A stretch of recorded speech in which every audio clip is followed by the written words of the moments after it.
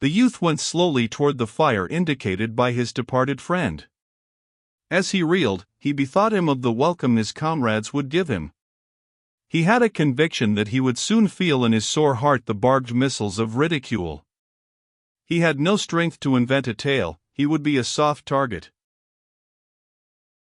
He made vague plans to go off into the deeper darkness and hide, but they were all destroyed by the voices of exhaustion and pain from his body. His ailments, clamoring, forced him to seek the place of food and rest, at whatever cost. He swung unsteadily toward the fire. He could see the forms of men throwing black shadows in the red light, and as he went nearer it became known to him in some way that the ground was strewn with sleeping men. Of a sudden he confronted a black and monstrous figure. A rifle barrel caught some glinting beams. "Halt! Halt!" He was dismayed for a moment, but he presently thought that he recognized the nervous voice. As he stood tottering before the rifle barrel, he called out, "Why, hello, Wilson, you here?" The rifle was lowered to a position of caution and the loud soldier came slowly forward. He peered into the youth's face. "That you, Henry?" "Yes, it's me." Well, old boy," said the other, "by ginger, I'm glad to see ya. I give ya up fair a goner. I thought ya was dead sure enough." There was husky emotion in his voice. The youth found that now he could barely stand upon his feet. There was a sudden sinking of his forces. He thought he must hasten to produce his tale to protect him from the missiles already at the lips of his redoubtable comrades. So, staggering before the loud soldier, he began, Yes. I've had an awful time. I've been all over. Way over on th right. Terribly fightin' over there. I had an awful time. I got separated from th regiment. Over on th right, I got shot. In th head. I never see sec fightin'. Awful time. I don't see how I could a got separated from th regiment. I got shot, too. His friend had stepped forward quickly. What? Got shot? Why didn't ya say so first? Poor old boy, we must hold on a minute, what am I doin'? I'll call Simpson. Another figure at that moment loomed in the gloom. They could see that it was the corporal. "Who ya talkin' to, Wilson?" he demanded. His voice was anger-toned. "Who ya talkin' to? Ya th dern des sentinel, why hello, Henry, you here? Why, I thought you was dead 4 hours ago. Great Jerusalem, they keep tinnin' up every 10 minutes or so. We thought we'd lost 42 men by straight count, but if they keep on comin' this way, we'll get th Comp New York all back by morning it. Where was ya?" "Over on th right. I got separated," began the youth with considerable glibness. But his friend had interrupted hastily. "Yes, and he got shot in th head and he's in a fix, and we must see to him right away." He rested his rifle in the hollow of his left arm and his right around the youth's shoulder. "Gee, it must hurt like thunder," he said. The youth leaned heavily upon his friend. "Yes, it hurts a good deal," he replied. There was a faltering in his voice. "Oh," said the corporal. He linked his arm in the youth's and drew him forward. "Come on, Henry. I'll take care of ya." As they went on together, the loud private called out after them, "Put him to sleep in my blanket, Simpson. And hold on a minute, here's my canteen. It's full of coffee. Look at his head by th fire and see how it looks. Maybe it's a pretty bad un. When I get relieved in a couple of minutes, I'll be over and see to him." The youth's senses were so deadened that his friend's voice sounded from afar and he could scarcely feel the pressure of the corporal's arm. He submitted passively to the latter's directing strength.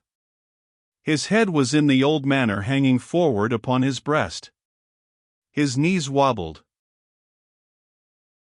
The corporal led him into the glare of the fire. "Now, Henry," he said, "let's have a look at your old head."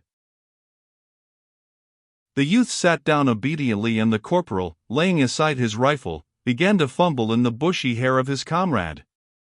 He was obliged to turn the other's head so that the full flush of the firelight would beam upon it. He puckered his mouth with a critical air.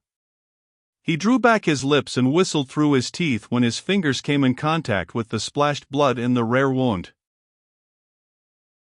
"Ah, here we are," he said. He awkwardly made further investigations. "Just as I thought," he added, presently. "Ye've been grazed by a ball. It's raised a queer lump just as if some feller had lammed ya on th head with a club. It stopped bleedin' long time ago.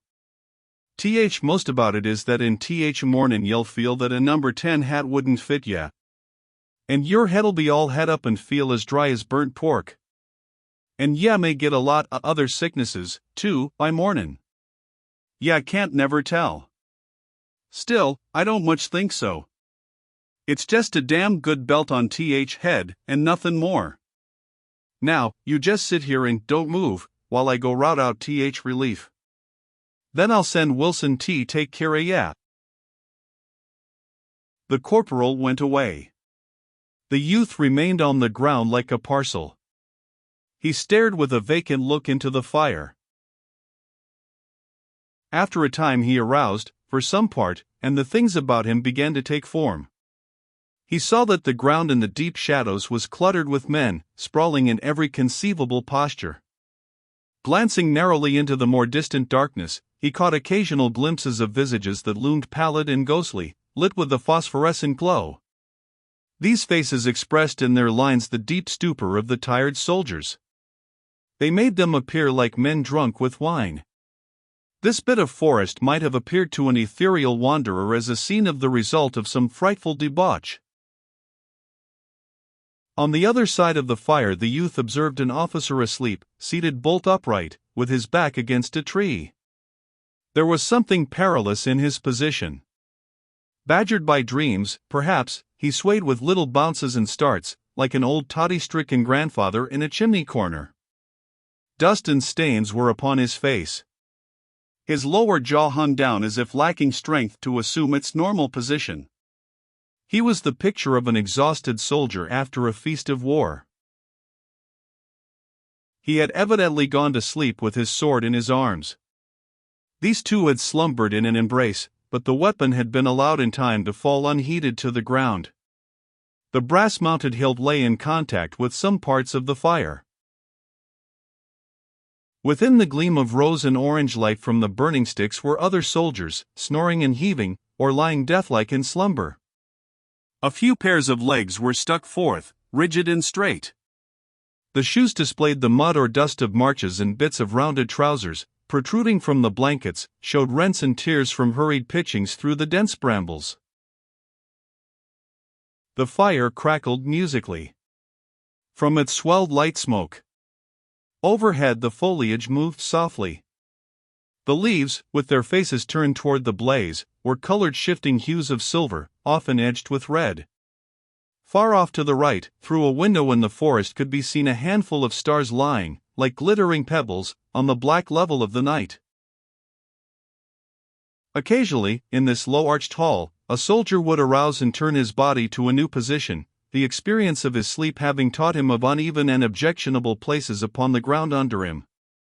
Or, perhaps, he would lift himself to a sitting posture, blink at the fire for an unintelligent moment, throw a swift glance at his prostrate companion, and then cuddle down again with a grunt of sleepy content. The youth sat in a forlorn heap until his friend the loud young soldier came, swinging 2 canteens by their light strings. "Well, now, Henry, old boy," said the latter, "we'll have ye fixed up in just about a minute." He had the bustling ways of an amateur nurse. He fussed around the fire and stirred the sticks to brilliant exertions. He made his patient drink largely from the canteen that contained the coffee. It was to the youth a delicious draught. He tilted his head afar back and held the canteen long to his lips. The cool mixture went caressingly down his blistered throat. Having finished, he sighed with comfortable delight. The loud young soldier watched his comrade with an air of satisfaction. He later produced an extensive handkerchief from his pocket. He folded it into a manner of bandage and soused water from the other canteen upon the middle of it. This crude arrangement he bound over the youth's head, tying the ends in a queer knot at the back of the neck. "There," he said, moving off and surveying his deed, "ya look like devil, but I bet ye feel better." The youth contemplated his friend with grateful eyes. Upon his aching and swelling head the cold cloth was like a tender woman's hand. "Ya don't holler to say nothin'," remarked his friend approvingly. "I know I'm a blacksmith at takin' care of sick folks, and ye never squeaked. You're a good un, Henry. Most a men would have been in hospital long ago. A shot in head ain't foolin' business." The youth made no reply, but began to fumble with the buttons of his jacket. "Well, come, now," continued his friend, "come on. I must put ye to bed and see that ye get a good night's rest." The other got carefully erect, and the loud young soldier led him among the sleeping forms lying in groups and rows. Presently he stooped and picked up his blankets. He spread the rubber one upon the ground and placed the woolen one about the youth's shoulders. "There now," he said, "lie down and get some sleep." The youth, with his manner of dog-like obedience, got carefully down like a crone stooping. He stretched out with a murmur of relief and comfort. The ground felt like the softest couch. But of a sudden he ejaculated, "Hole on a minute. Where you goin' to sleep?" His friend waved his hand impatiently. "Right down there by ya." "Well, but hole on a minute," continued the youth. "What ya goin' to sleep in? I've got your—" The loud young soldier snarled, "Shut up and go on to sleep. Don't be making a damn fool of yourself," he said severely. After the reproof the youth said no more. An exquisite drowsiness had spread through him. The warm comfort of the blanket enveloped him and made a gentle languor. His head fell forward on his crooked arm and his weighted lids went softly down over his eyes. Hearing a splatter of musketry from the distance, he wondered indifferently if those men sometimes slept. He gave a long sigh, snuggled down into his blanket, and in a moment was like his comrades.